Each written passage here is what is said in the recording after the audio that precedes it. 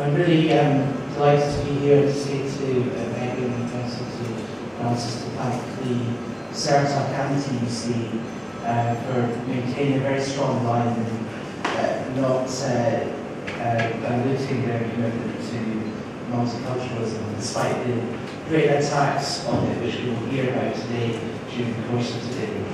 The connections between what is happening to working people and the connection to what's happening to the whole agenda of multiculturalism is a critical one.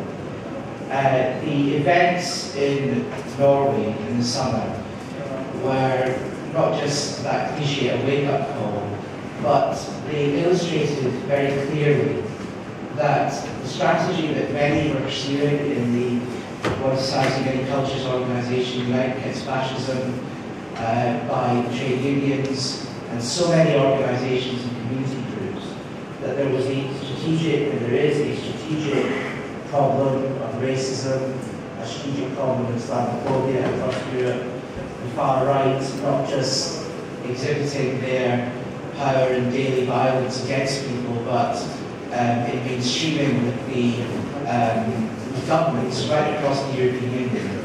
All of that agenda, of course, has been played out, but there needed to be perhaps an illustration for those who were not willing to listen. And many of you will remember the day that Breivik carried out this terrible atrocity. I'm sure you were watching in this 24-hour media world that we live in, how many commentators appeared on our television screens, including from the United States, explaining which bit of Al-Qaeda had caused this great atrocity in Norway. They identified actual people, really detailed information from think tanks right across the United States and Europe. And as time went on, the newsreaders would say, yes, they've got somebody who's Norwegian and blonde. Is that still going to be Al-Qaeda? Of course it is. Yes, because Al-Qaeda has so many subtle and interesting ways of operating. And until the evidence was so clear that this was a far-right activist, until the evidence was so crystal clear, we were treated to this kind of, it's a Muslim, what's going to happen now? And I think this is a very important moment for all of us, because the tragedy itself, of course, intrinsically was a terrible thing. But it illustrated two things for us, and I know that Jean Lambert too will talk about these issues, because in Europe, what has been happening now for many years that is reaching a very critical point is that we have two types of far-right operating. And it's very convenient for the political commentators to say that it's one or the other. Violent extremism, of course, exists, and it exists in many forms. It exists in the daily Islamophobia that people have to have, the unreported racial attacks. It exists in intimidation and all sorts of forms.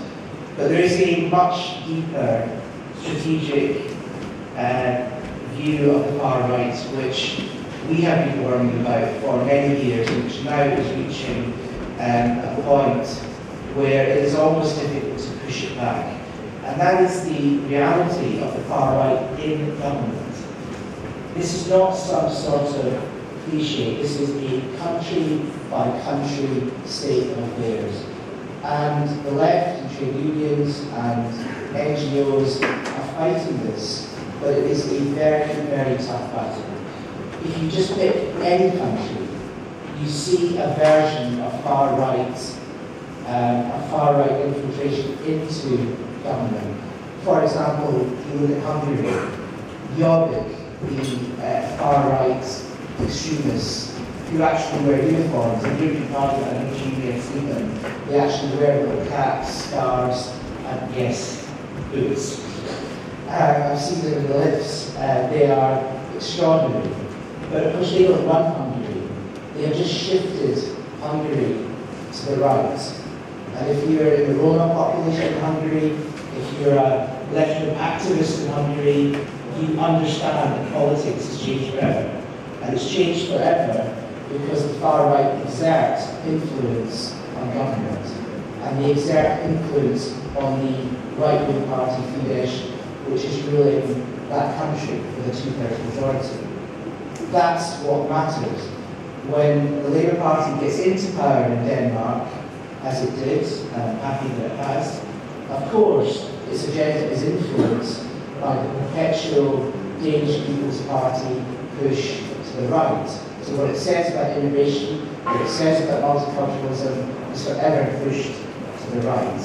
When we have the presidential elections in France, the mainstream of the National Front is something which is extraordinary. If you read the local election results carefully, never mind all the sort of media blur, you will see the National Front taking votes, not just from the traditional right-wing areas, but they will be taking votes from traditional left-wing voters.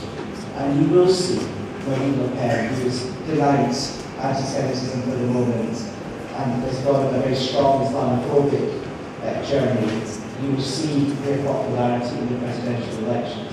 I promise you, because it's there in the electoral results of the local elections in France.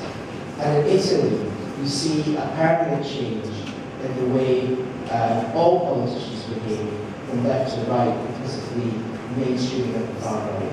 So the message for us is the far right have to be fought, yes, on the streets, but they are morphing into different versions of the far right. We see it in the internet, we see it in hatred and rhetoric, but we also see it in the proxy movements of the EDL, which for some bizarre reason were able for month after month to convince journalists that we were some sort of multicultural far right movement, or we have black people in the EDL. This went on for months, and of course the amusement of everyone is, oh, we know what EDL are, they're fascist thugs.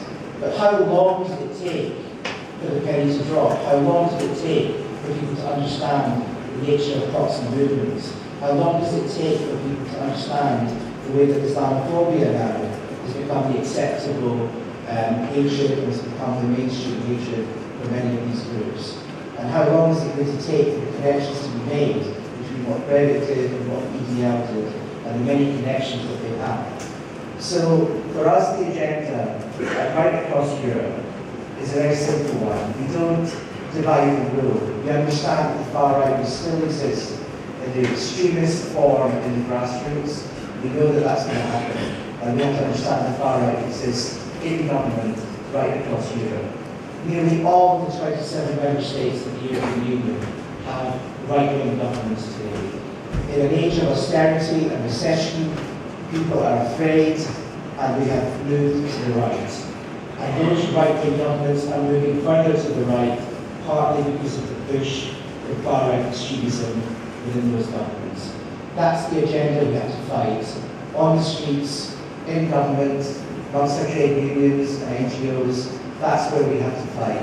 And if anyone says to you, well, I've heard it day after day, multiculturalism, we don't want to do that, that's a bit old-fashioned. Well, I'm really pleased that one society, many cultures unite against fascism, and all the various groups that have got together want to restate the message today.